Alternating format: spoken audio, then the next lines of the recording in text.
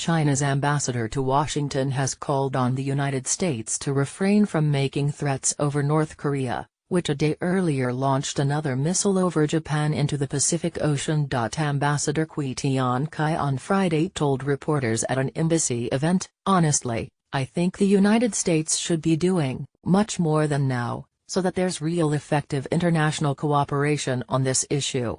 They should refrain from issuing more threats. They should do more to find effective ways to resume dialogue and negotiation," he said.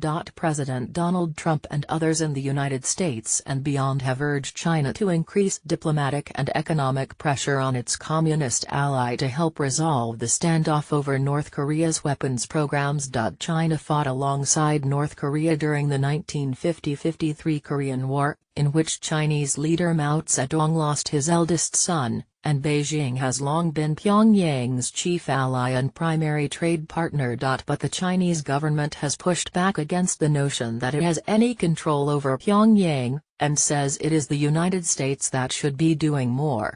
Trump tweeted earlier this month that the United States was considering halting trade with countries doing business with North Korea.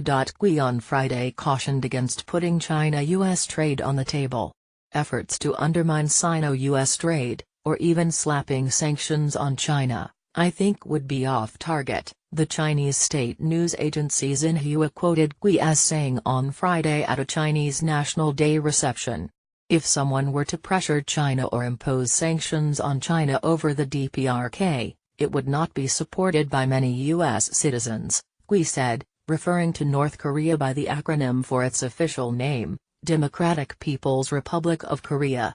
Workers at U.S. airplane factories, farmers growing soybeans, companies that sell smartphones to China, manufacturers that enjoy large market shares in China, companies in the service sector that have gained trade surplus in China, U.S. states that engage in robust trade with China would all stand against it, Xinhua quoted him as saying.